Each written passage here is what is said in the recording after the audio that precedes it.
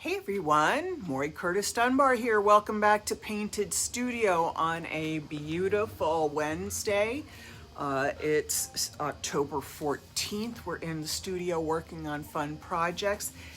Looks like this is our last warm day of the year here in Illinois. I checked the weather this week and we're at 73 today, and we drop to 53 tomorrow, and that's the highest we get for about a week. And after that, it's not much higher. So I'm here working on the tables that you've seen me working on before. We're just continuing on where we were.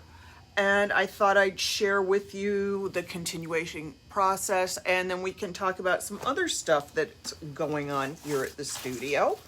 Lots of good things. Now that I'm live, I can check my Facebook page to see if you guys are, I can get the live on my video, maybe turning the volume down so I don't have to hear myself, and then I can turn it so I can see comments and questions. I hope that says my commenting.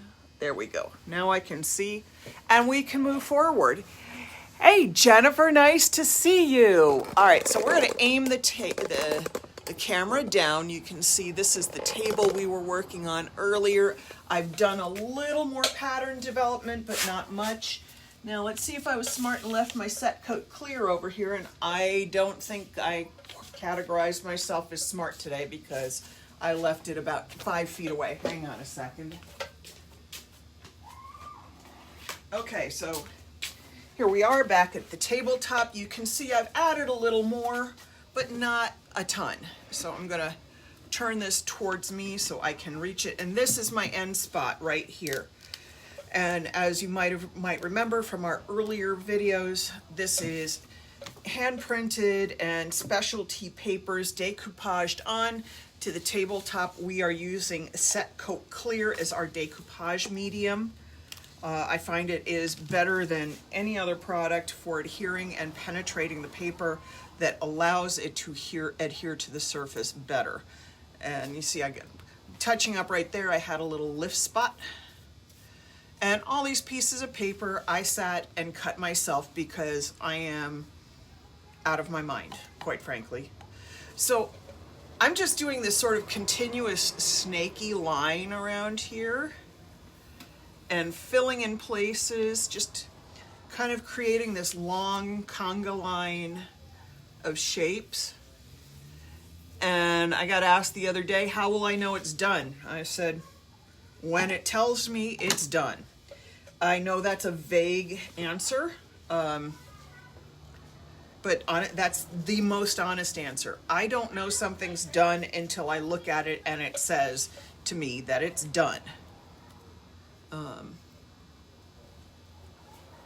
And those of you who do a lot of creative stuff will know that sometimes you just don't know it's done until you look at it and it's just screams, I'm done to you. So I'm just going to keep putting on my little scales and shapes and feeding my little snake line all the way, all over the table, wherever it needs to go. And let's see, I've got more of these.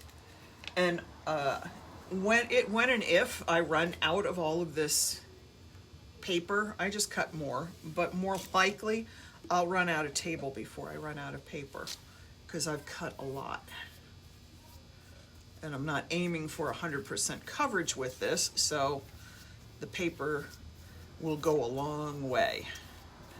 And so you saw what I did was I put a line of Set Coat Clear down, I let the papers be placed and start absorbing that, and then I come back over and recoat with Set Coat Clear because that then penetrates the paper and locks it down.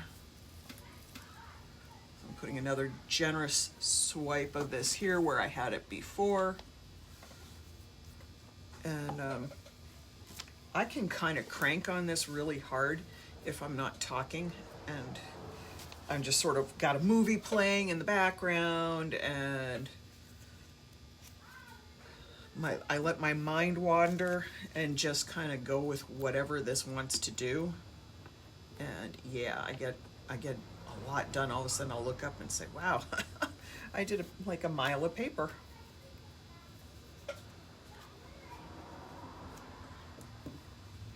So I'm always happy to see how this comes out. That has no printing on it, so I don't want it on there. I'm a little selective too. When I start pulling these papers out of the piles that are in front of me, if they don't have any design on them, because sometimes I get paper that has a design in the middle and not around the edge, I'll throw that one back into the pile and say, nope, not using that one. Doesn't have anything of interest on it for me. And come back with other papers that have more printed designs on them, because that makes it look better.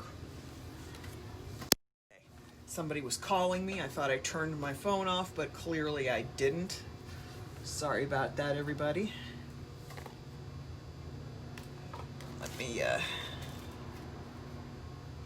let's see. I'm just looking for my little bits and pieces here. I think I have some more gold ones, but you know, this pile of papers has kind of been thrown around a lot, so I'm not even sure what's in it. And let's come back here with the gold.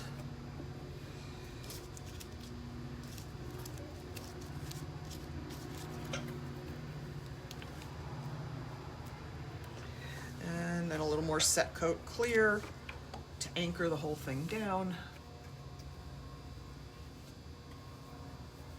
Now, mind you, this is not going to be light fast.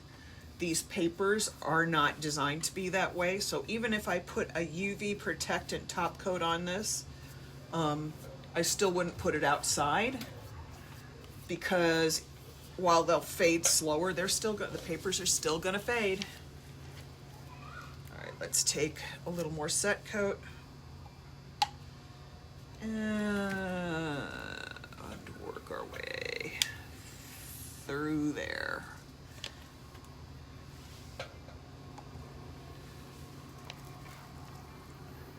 Now my goal really when I finish this is that from beginning to end, you're going to have a really hard time figuring out where the paper started and stopped. I really like how this looks, and the idea is it's just going to sort of be this kind of snaky knot of wonderfulness on here.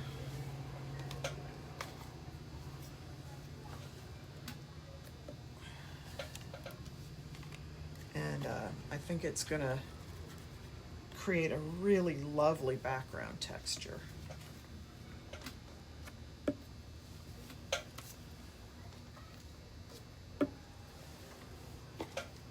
And yes, I know I have a whole bunch of those dots right there. And what this is doing is once I start laying this over like this, it makes the pattern visually hard to separate where one end starts and where the other finishes. And that's exactly what I'm trying to create.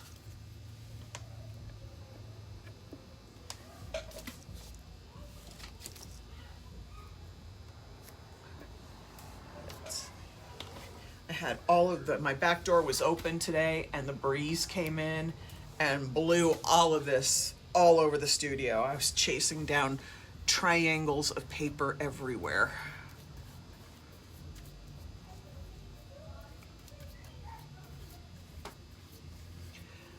Now I choose, when I do decoupage, I choose a porous paper, but not a super thin one. I don't decoupage with paper napkins like I see some people do. They're too thin. I don't like fighting the paper that way. I also don't decoupage with posters, simply because I find that the posters, angle the camera because as I spin this it takes it out of center. With posters, they're not porous enough.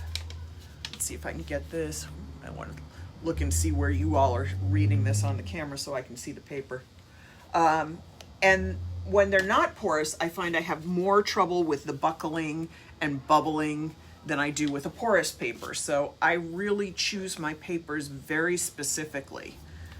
When I first started doing this, I used every paper I could get my hands on. I had all kinds of stuff, and quite frankly, the results were not great when I used things that were shiny, glossy papers. They just didn't take the adhesive well, and then they pucker and buckle, and I'd never get the result I wanted. Sorry, I gotta go grab, keep spinning this because as I move the table, the papers move further away from me. And that means then I don't have anything near me to cover the spots with that need to be covered. There we go. Let's put some stuff here.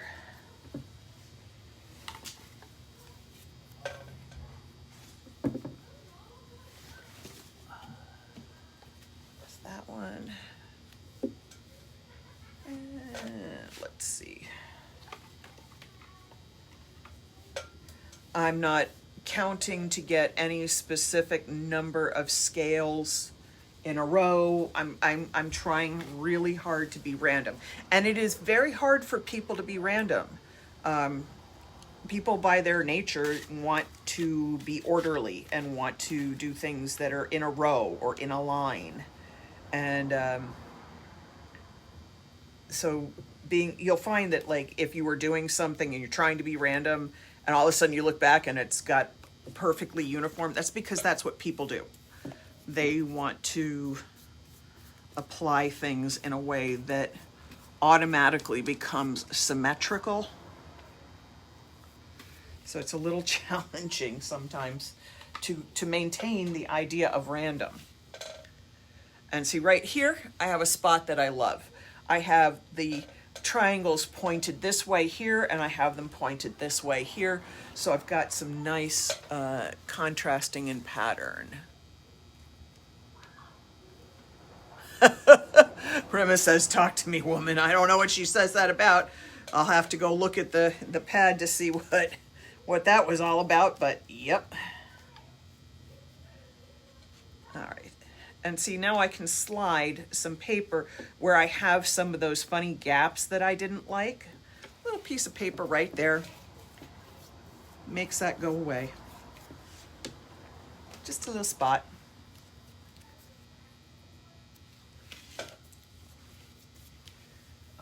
We're not going to go too crazy doing this today because I know you all, we have other things that we're going to work on. So we're just going to do kind of a little swirl right there because this spot needs some filler. And yeah, I know, we'll get other patterns going in there too. This, by the time we end this, you know, by the time I finish this table, the idea is that you'll not know where any of it begins or ends. It'll almost look, my idea is that this is going to look like a heap of swirled rope on here, only with cut out papers, so it's a much more defined pattern. But you won't know where it began and where it ended. Let's take some of that. Okay, these little tight curves like this, those are very hard to manipulate. So if you're at all hinky about doing this, make your curves wider. It's way easier to turn things. And let's want to move that up a little bit right there so that hides that edge. Because this will make that curve a little better right there.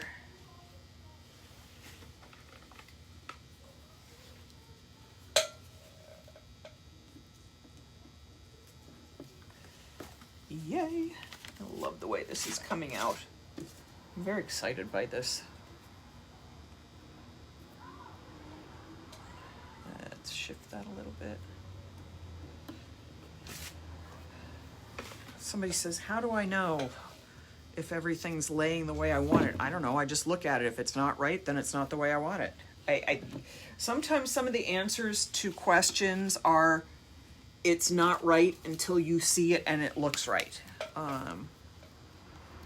Because this is a composition question, not a chemistry question on whether or not products have dried long enough or anything else. This is a composition question, and only you know when your composition is what you wanted.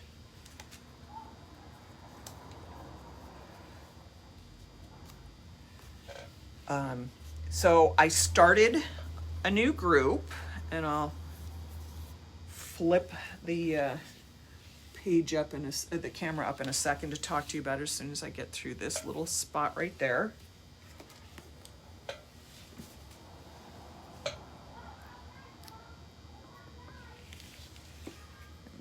all of these on here. And then I gotta leave it in a spot where I can see the end of it. Because if I connect it right now, right over there, I'll never find it tomorrow or later on when I go back to work on it. I don't know if I'm gonna work more tonight or work more tomorrow. All right, so that's where I'm gonna leave it for now, because we're gonna work on some other things, but I wanna tell you a couple little bits of information.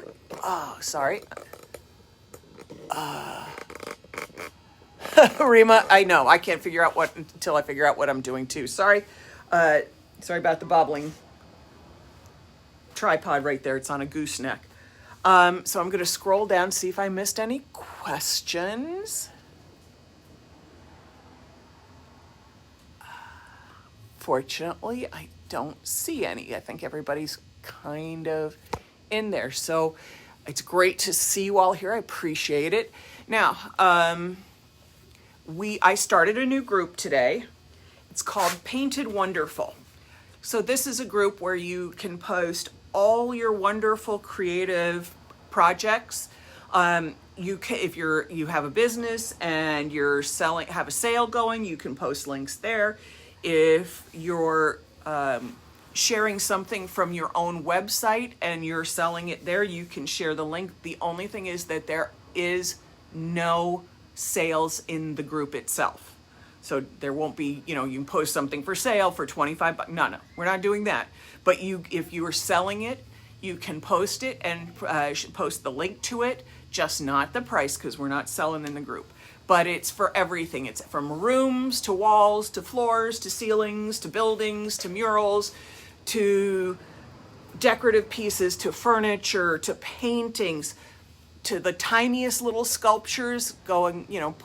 Sculpt some, a statue on the head of a pin, and that's what's welcome. You can share from other things.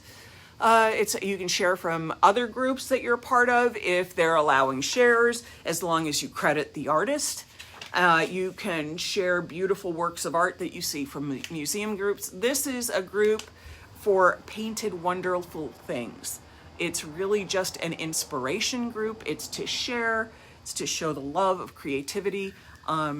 With very few limits. However, it's my group, and y'all who watch me know that I'm a benevolent dictator. It's not a democracy. So if you guys get out of hand, you're going to get a post deleted. If you get really out of hand, person gets removed from the group. But since none of you ever do that, I know you all well, that's not going to be a problem. So feel free, do a search for Painted Wonderful. Be there. You can join. Have a good time. And now that you know about that, the other thing I forgot, our foil adhesive prices have started to go up. It's just what it is. It's the cost from the supplier. We're not doing anything different, but we have also been, sorry for the stutter. We've also had made available to us. Now we can get you 4-ounce sizes. The smallest we used to carry before was 10 ounce, and now we have 4 ounces, and it's already posted on the website, so it's right there and ready for you if you need it. Don't hesitate to check out paintedstudio.com. So now your choices for foil adhesive in our regular Artsy Fill foil adhesive, you have 4 ounces, 10 ounces, 32 ounces, and gallons available. So you have the right size for the project you're doing. All right, so we're gonna move back into working, and we're gonna work on our big table over here. This is gonna be a little bouncy, I apologize. I'm trying hard not to wiggle the camera. Yeah, that was a little, I hate this gooseneck, but I'm on the hunt and nobody's come up with a better solution so far. All right, I'm gonna move the things aside and come back here. And I'm moving slowly so that I don't knock things over, because this has been a week of construction and building here in the studio and cleaning up and moving things around. Oh, and if anybody needs them, I have the stencil that is a 5-foot tall suit of armor and a castle wall with a set of stairs. I got these for my nephew when he was 4. I have not needed them since. They've been used once and very lightly, so I'm more than happy to sell them to anybody who's doing any set design or any children's room. And the reason they're going right over here is that I have no more room to hang anything up. All right, so our tabletop is not pretty. It's a little rough. It's not horrible, but it's got some dings in it. Let me move things out of the way so that when I start doing this, I don't hit anyone. So I thought I can either embrace this or smooth it out and try to make it flawless, or I can make it even more textury. So of the three things, and I have a lot of options, I'm going to embrace the texture and we're going to foil the tabletop. So the first thing that has to happen is I have to get everything off of it. And we need to tape up our table. Why? Because even though I'm really good with brushes and stuff, I can still leak with the foil adhesive and all that stuff. I don't want it seeping over the edges where I don't want it. I only want it on the top. So I'm doing the top edge of the table taped off. Now, I know it's not exciting to watch somebody tape off, but taping is part of the job, so I'm sharing the experience with you. Ignore the fact that my tape keeps tearing, because this is my studio roll, and it gets beat to hell. It rolls across the floor, and I don't know if you all know this, but if you ding your rolls of tape and then suddenly find it keeps tearing off short, it's because you hit the edge of the roll of tape and you've affected the way it's going to tear. And I do that with every roll of tape I have. Let's get this on here. And I'm trying very hard to tape this without you all having a big view of my behind in this. I know that is not exactly the most glamorous part of my lives, is getting my butt in your face.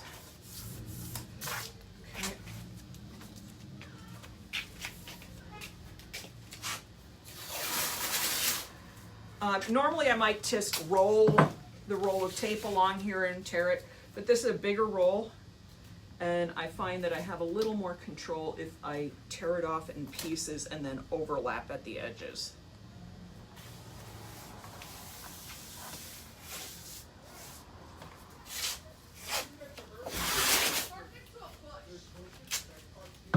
Now, we are open for business like we are every day. But that means that we might have somebody walk in, and of course if they do, I'll have to put our live on pause to take care of our customers, and then I'll come back and take care of you guys.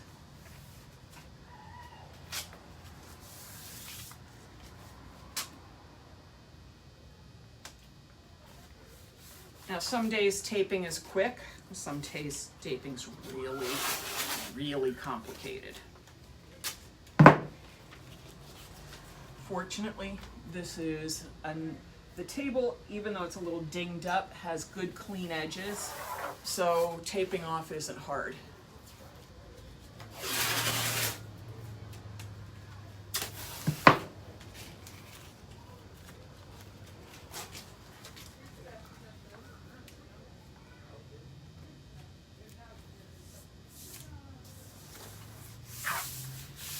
Now it looks, well, that doesn't look like anything. That looks like a mess there.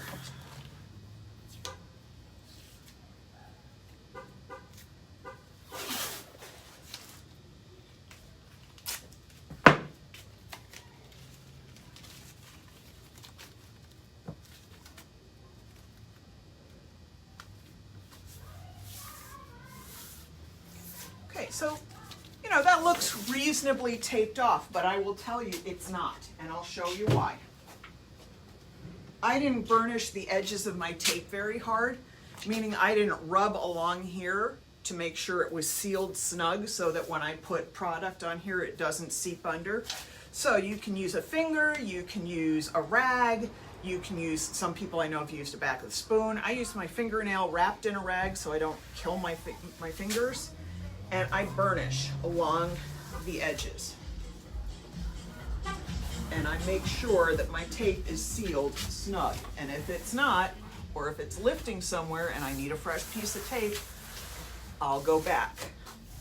See right here, I can see that my tape is not laying right. Once I burnished it, I can see that part of it's going up over the lip and part of it's under, and I don't like that. That's not consistent to me.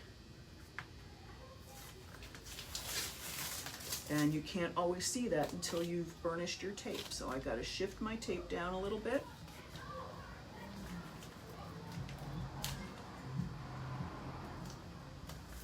Okay, and take my rag and come back and re-rub, just because I want to make sure those edges are sealed up, because I don't want to kill my finish off by having foil adhesive seep underneath.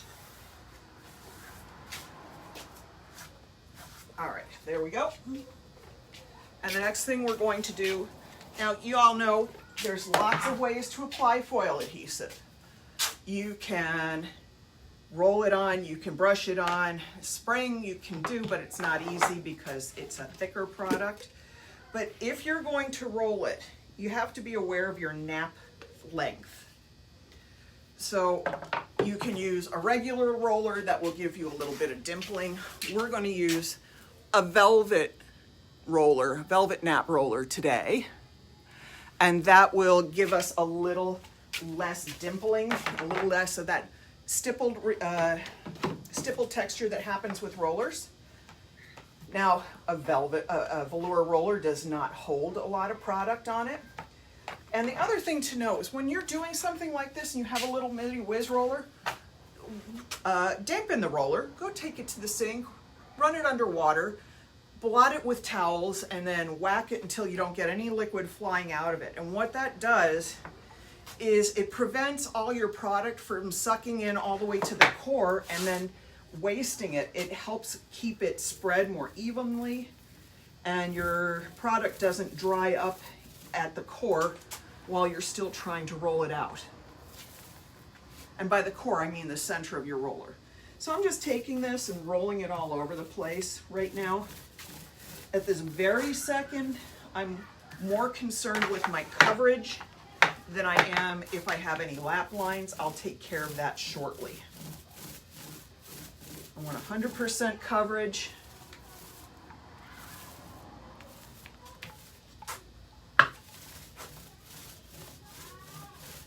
And yes, I am ambidextrous. That's why you see me rolling with both hands. I can do most of my work. I can trowel, I can burnish, I can cut in at ceilings, both hands. My grandmother was very ambidextrous, so I inherited some of that, and it's saved my bacon many times. Mostly what it is one arm gets tired or it's an awkward angle and I just get tired of using it, so I switch to my other hand like this, see? But for fine detail, I'm a lefty 100%.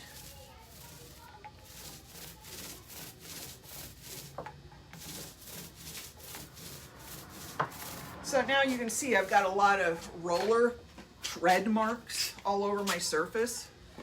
And now I gotta make those go away. I just wanna make sure I've got enough adhesive on here. So to make that go away, I roll in every direction. A little piece of fuzz from my roller. This hides the direction of your application. I do this a lot on walls too with metallic paints. With a heavier nap roller, it's a fantastic way to make your lap lines disappear from applying metallic paint on the wall. And it creates a uniform kind of reflection because the surface is not uniform. I don't know if that made any sense. If it doesn't, I'll explain it again. Somebody tell me that didn't make any sense. I'll come back and look in a sec.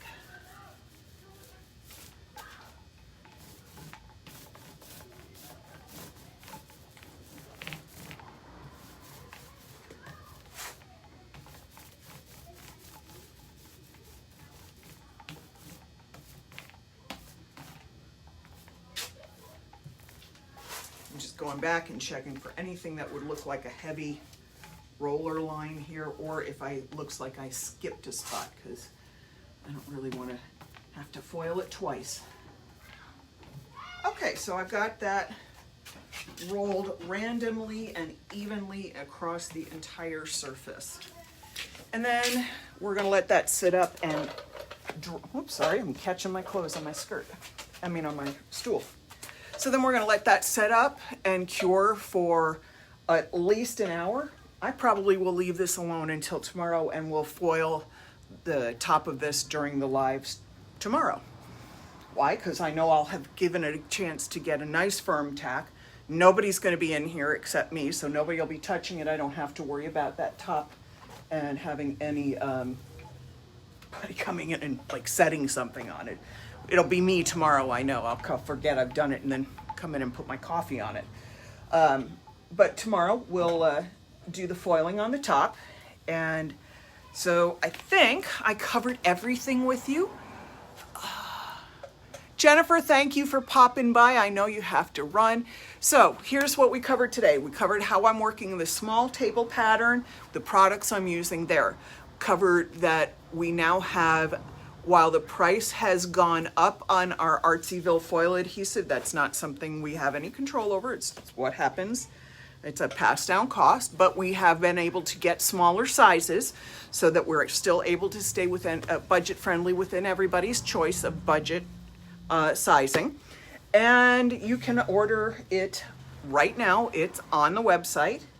And then we covered about how to tape down something and then how to roll on our foil adhesive for a surface like a table without having a lot of brush marks or a lot of lap lines. There will still be a slight texture to this tomorrow, but not as high as if I had used a heavier nap roller or if I had used a brush.